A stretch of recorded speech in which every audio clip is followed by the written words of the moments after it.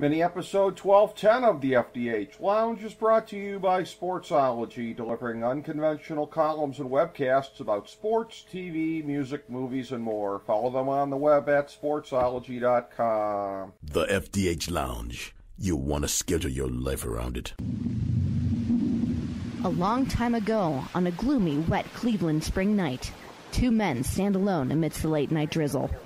Their voices echo across the vacant station parking lot as they debate the merits of the great American radio show that have been missing for far too long.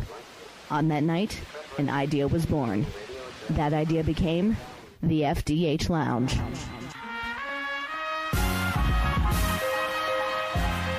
Welcome to the FDH Lounge. Hello, everyone. Welcome to FDH Lounge mini episode 1210. This is FDH Managing Partner Rick Morris here. We have a guest who is back on with us from FDH Lounge mini episode 1034. He was a really excellent guest that we had on previously. He is on today as part 4 of our Coronavirus Crisis 2020 series. We're taking a look at a lot of different aspects of this present public health and economic and everything else crisis. There's not a corner of this situation that isn't affecting us all. And the gentleman that we're having back on is a very special guest, somebody who can really talk to the kind of things that we're going to need as far as the state of mind to be able to get through this. You can find, of course, we're going to be talking about this an awful lot at facebook.com/VanceInspires. He just put up a really incredible video a couple of days ago when he sort of went through his life story and was talking about a lot of the different challenges that he's met along the way, and with some insights that I think a lot of us can take for what's going on right now. Of course, also VanceJohnsonRecoveryCenter.com, another place where you can find a lot of great information about where he is working to treat, to help with the staff there that is treating folks who are in recovery and doing his part as a recovery ambassador. So, again, to sort of channel what I said when I brought him back on the previous time on 1034 at the outset. I waited till he was on air before revealing that I'm a lifelong Browns fan. And he got a good laugh out of that. That was the spontaneous reaction I was looking for. I think it's safe to say back in the day, little Ricky Morris never could have imagined, first of all, a global pandemic such as this, but second of all, that he would be turning on behalf of this program for positivity to one of John Elway's three amigos. But that's the crazy state of life in 2020 here. The first person I thought of when I thought we have to book somebody to come on here and talk about positivity and how we get through this is the one and only Vance Johnson. And I'm so pleased and honored to have him back on the program. Vance, thank you again for making time for us in the midst of this crisis. Brother, I'm excited. I'll tell you what, I was really anticipating visiting with you. You're doing an amazing thing. Although you're a Cleveland Browns fan, actually I love you guys because believe it or not, it's a place that I'm always going to remember, a stadium that was one of the oldest stadiums in the history of the league. And the day that I had a chance, the weekend that I had a chance to be there, I'm never going to forget. And I really appreciated how your fans loved the team so much, their team so much, that, you know, we knew we were not just playing against football players, we were playing against a whole stadium of people that were Cleveland Brown fans. So thank you for allowing me to be on. And it's about saving lives, and so we're all in this together, especially what you talked about earlier, with this COVID-19 problem we're having around the nation. It really is. It really is. And one more thing about what you just said before we got into that. I actually subjected myself a little bit earlier today to rewatching the drive. I didn't remember if you had any catches on the drive or not. And what's amazing to me in rewatching it is I saw Mark Jackson had 2 catches, but other than that, not really amigo driven. It was mostly end of the bench guys. I think there was a big pass to a fullback. I mean, it's remarkable because I'm thinking back, you know, you, Jackson, the Teal. No, 2 catches for Mark Jackson, but Elway was basically killing us with everybody else, it seemed like. Well, I'll tell you, I'm going to give you some insight to that huddle conversation that we had on the drive. You ready for this? Sure. All right. So when we were inside the huddle, I knew that I was going to be the go-to guy because I'm always the go-to guy at the end of the game for John Elway. We saw John coming off the sidelines after talking to Dan Reed, and we looked at his eyes and we knew he wanted to win. And we thought the game was over with, but we saw in John's eyes he wanted to win. That's when I knew it was Vance Johnson time. We get to the huddle, I'm looking at John's face, and John starts calling plays unlike he called plays the whole game. He looked at me and said, Vance, you're not getting one pass because everyone's going to expect you to get a pass. I want you to run down the middle of the field and clear it out for everybody. Clarence Cade, Mark Jackson, Sammy Winder. He was telling me exactly who he was going to be going to see the ball with. If they weren't open, he was going to run it. Ready? Break. Wow. Yes. And if you go back and look at it, you'll see that I was just the person that was clearing out openings for guys to come underneath to catch passes. So what I saw was no accident. It was a careful design. Okay. Wow. It was careful design. You called it before we even got on the phone today, it sounds like. Yeah. It was. I was watching it. I was just curious because I didn't remember you having any catches of it. But again, it's who knows what I remember from what actually happened. But yeah, rewatching it was kind of a revelation. And always at the end of the game. Always at the end of the game. Yeah. I thought at the last play of the game, going into that touchdown, I thought John was going to come to me then as well. He said, Vance, they're going to double team you. Mark Jackson's coming right behind you. And if you watch real close, Mark didn't catch the ball. It's stuck between his ribs and his arm. Yeah. I remember that, and that was quite a memory, and much better memory for you guys than for us. But yeah, it was a remarkable day. It goes down in NFL history, part of a remarkable period of time, and again, this sort of segues into. I'm going to spend a number of different times in this conversation just urging people to go check out the video, facebook.com/Vance Inspires. The video you put up there where you did an excellent job of sort of summarizing a lot of your life story and what you bring to this. And it's a thing where we would think back on those times as that's got to be the best times of his life. He's out there. He's a star wide receiver in Denver. He's played in 3 Super Bowls. Had 1,000 yards the one year, I think, and probably in any other offense would have had 1,000 yards a couple more years where, you could have gotten a little bit more, concentration of the ball to yourself rather than it being spread around.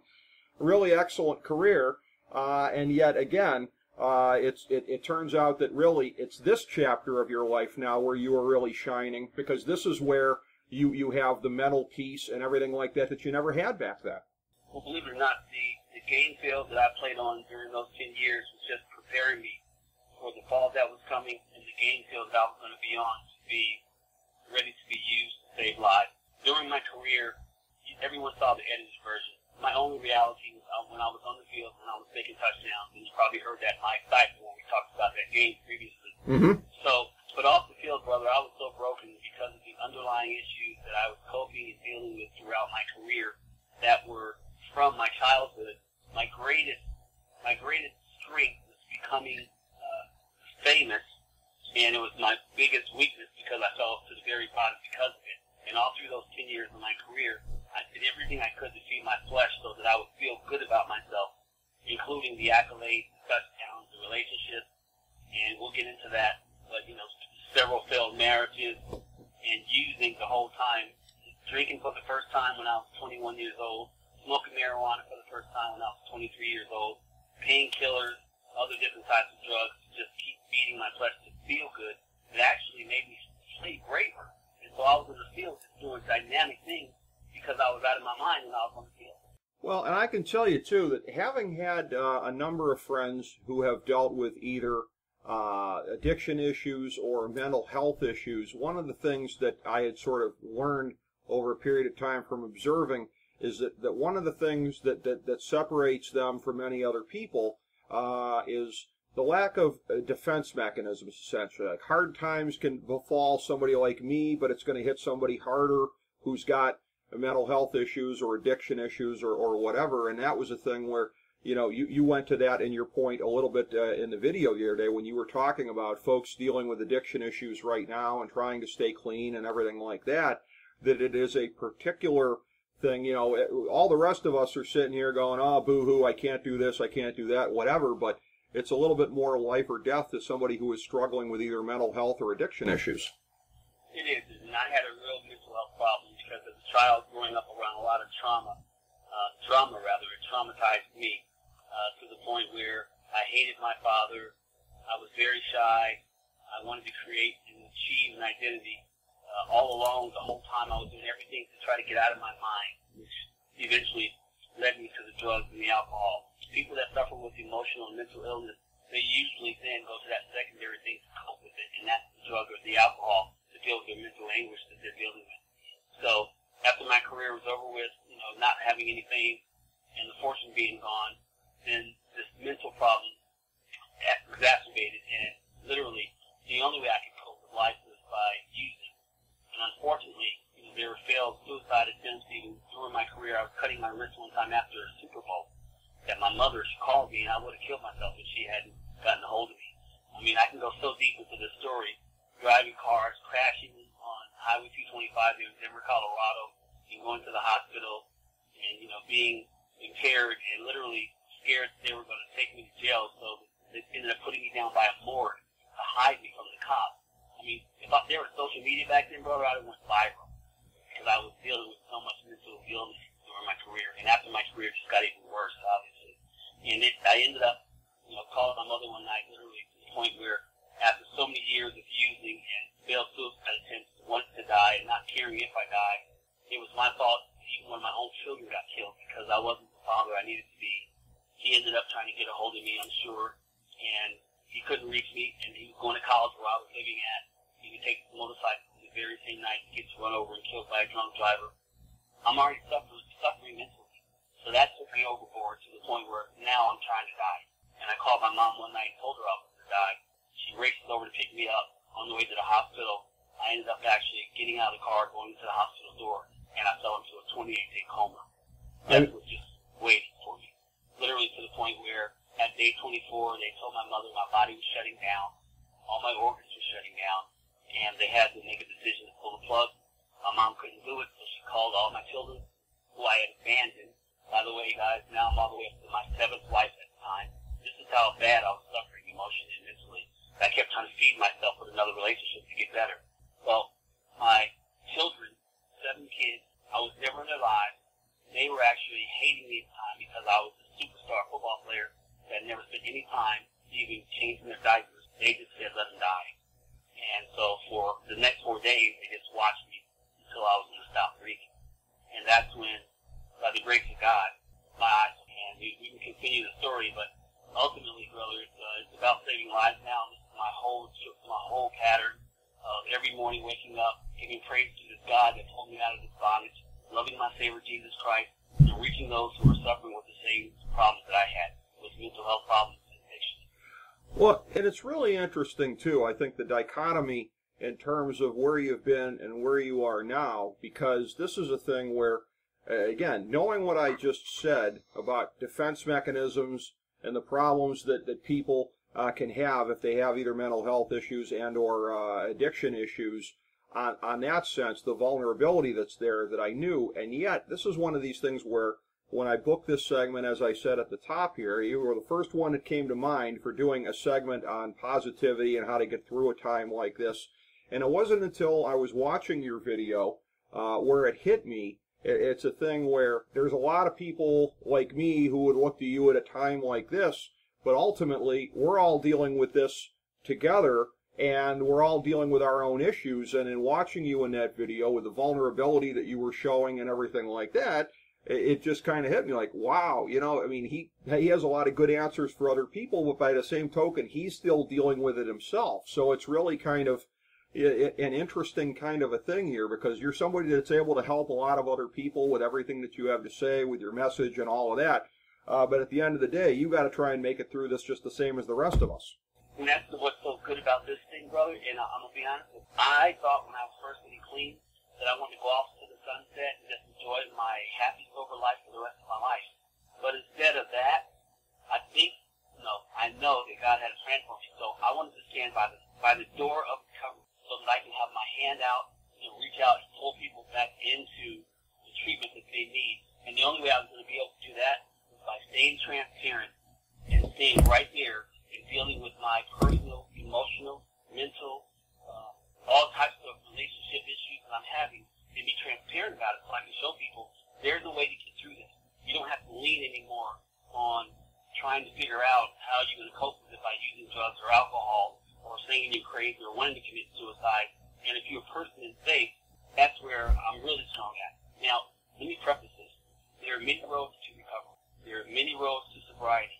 I tell my friends all the time, listen, I got friends that are atheists who struggle with their faith. In fact, Jesus Christ said, I'm glad you're struggling. I would rather you be cold or hot and not in between. So this is not about judgment. There are Buddhist friends, people that believe all different types of stuff. But here I am as a man walking in my Lord and Savior Christ Jesus, and I want to show people how they're supposed to cope and deal with these underlying issues in life that the Bible says that the days are going to be evil, it's going to be trying, marriages are going to suffer, children are going to be, caught doing things with the world, and you have to find a way how to deal with it. And so I want to be one of those resources. I'm not here to necessarily do any preaching right now to you, but I just want to encourage your listeners that there's a way out of the trauma that they're going through right now, especially in this time of this pandemic that's happening. Because of COVID-19, children being home, it's a whole new model inside the house now where if mom and dad weren't getting along at first, now they're having to spend all their time there. If dad lost his job, now mom is looking over at dad like, what the heck are you going to do now? The kids are watching it fight, and eventually it's going to lead the kids to suffer. So we got to be transparent and open and communicate about this and work this thing out together. And so I'm almost glad that this is the time that God has seen fit that with this pandemic we're able to come back together as families so we can start leaning and loving and showing each other how to deal with what we're coping in this horrible time that we're dealing with. Absolutely, and this is something I said the last time that you were on the show, is that I am a lifelong Roman Catholic, so I'm pretty much good with everything you're saying there about your religious, and spiritual message. I mean, whatever minor sectarian differences there might be are overshadowed by basically,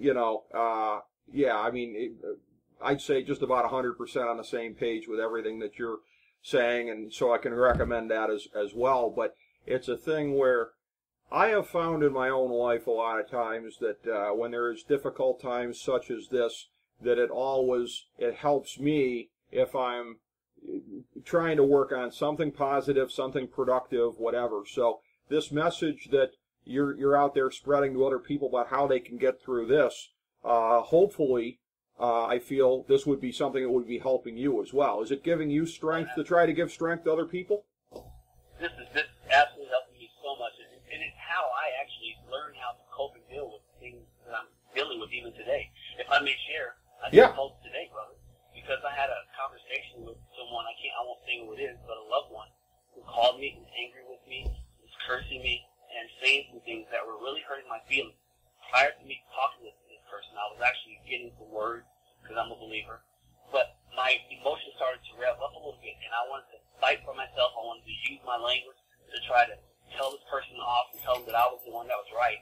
But I actually, instead of doing that, I calmed, I started to breathe like we teach people to do when they're in recovery, and I was telling myself, be slow to anger, be slow to talk, just let this person vent, distancing, and now I'm by myself. So I'm trying to deal with this, and it's so hard for me that I'm not even sure what to do. So instead of calling that person back and reaching out and telling them how I felt about what they said to me, I pushed play on the YouTube that I was watching with this guy that was telling me about that, about faith, and about feelings. That was his next question, about fact, faith, and feelings. He talked about this tall wall that was 100 feet tall that three men were walking on, and literally had to follow each other around it. Fact being in the front, faith being in the middle, and your feelings being in the back. So those three men were walking. They had to keep their eye on each other. Now, fact knew which way he was going. So faith had to keep his eye on fact. And behind faith was feelings. Well, eventually, and this gets really deep, so I'll slow it down a little bit. Mm-hmm. Eventually, faith gets worried about feelings and turns around and looks and sees the feelings freaking out and ends up falling off. Well, guess what? The feelings are following the faith, so they both end up falling off the cliff. Instead of following back, they're supposed to follow each other. And that's where I get into my faith, and I start telling you that there's a God, some people's understanding, but my knowing, who is my Lord and Savior, who I have to continue to follow the fact that He showed me a way out of this bond that I'm in with the emotional things I'm dealing with, and not turning to the left or the right, which is the drugs or the alcohol, the arguments, or blaming, but literally controlling myself and being able to love someone and know that maybe someone else is suffering more than me. What can I do to help them? I went a long way with that, but I hope that made sense. No, that did actually, and I actually checked out. One of the great things, I'll recommend this again, is if people keep going back to facebook.com/VanceInspires, I actually saw your video you posted about that, and I got the sense almost sort of in the immediate aftermath of it. So watching you sort of emotionally break down what you had been through, same as you did here now, is really, really, really powerful. And again, I'm glad it's helping you to try to help other people because, yeah, like I said, I mean, we can fall into a trap of thinking that other people have the answers. And I guess that's kind of where I was when I went to book this segment. Like, Vance Johnson, he'll know what to tell all of us right now. But, you know, you're a guy who's been through an awful lot yourself. And again, and we're all going through it now. And as you've indicated, it's more profound for folks that have had these type of issues here. So I'm glad that you're doing something that, while it's also helping other people, is helping you to be able to get through it as well, because you're a valuable person to still be around to continue to spread this message. Well, you know, you're right. I think the Spirit led you to call on me because I do have all the answers. We all have the problem. We all have the problem. That's the answer. Yep. That's right. Right? Yeah. I'm not going to live an edited version, brother. I even made a post the other day. I'm not going to do any more selfies right now. Mm-hmm. Well, I'm not going to put that edited version so people can push like so I can see I'm only going to be doing as good as my likes that I'm getting. Right? Sure. Uh-huh. Yeah, man. And that's the first thing you're doing when you wake up is going to social media to see how many people liked or commented on your post. You're going to have a tough day. Yeah. Well, and by that definition, I know a lot of people who have tough days because that's what they take a lot of validation in. But, you know, yeah, it's smart not to be one of those people, certainly. But it's one of these things where, you know, as you're going through this experience, and again, and this is something that, again, none of us really ever could have imagined, although as I'm going through this, there are vague echoes of when I would hear from older family members about World War II, what that was like on the home front. And then, of course, any of our experiences with disaster movies, Contagion. So it's sort of those things being sprinkled in, but nothing that any of us really ever expected to be living through, let's be honest. But it's one of these things where, for somebody like you, with the experiences that you've had previous to this, is there any kind of a sense for people who've had any of these type of issues who are vulnerable in this way, where there might be some deja vu as far as potentially feeling trapped, as far as the fear that we're all feeling right now?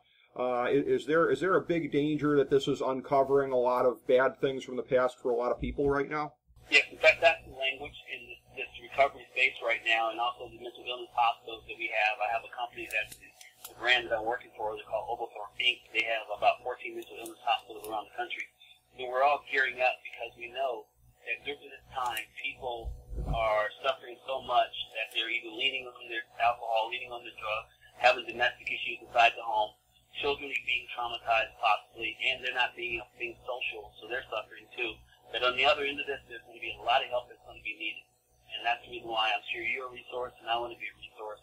And there are ways to be able to cope and deal with this. It's going to happen again in life, but this time right now is a time for us to come together rather than apart, even though we're social distancing, so that we can communicate about what we're really going through, what we're feeling, but not losing our faith while we go through. Well, looking ahead, Vance, it wouldn't surprise me if you started to get a spike at places like yours a couple of weeks from now when the stimulus checks get out, because I was just talking about this the other day with a friend of mine. There was a creative project that I worked on a couple of years ago that was set in Alaska, and in researching it, I realized that some of the biggest business that the drug gangs do is in the fall of every year when the oil royalty checks go out from the state. That's when they really start. So the parasites are really out the most when they know everybody's got a certain amount of money in their hand. These stimulus checks go out, the parasites are going to be there, and that's where places like yours are needed more than ever at a time like that. That's right, brother. They're getting ready, and have you heard about the guns that are being sold right now? Yes, record amounts. Yeah, I mean, I get the sense, because I know one or two people who have, I think, been consumers at this time. Thus far, I get the sense that it's more for defense. People are thinking, society's going to break down. You know, I think it's more for that, but it could be for some offensive purposes, which would just lead to harder times all the way around as well. Hopefully not as much of that. Yeah, you're right. It's for defense. I think people just are afraid because if people get broke and they don't know how to survive, they're afraid that someone's going to try to break in and take their stuff.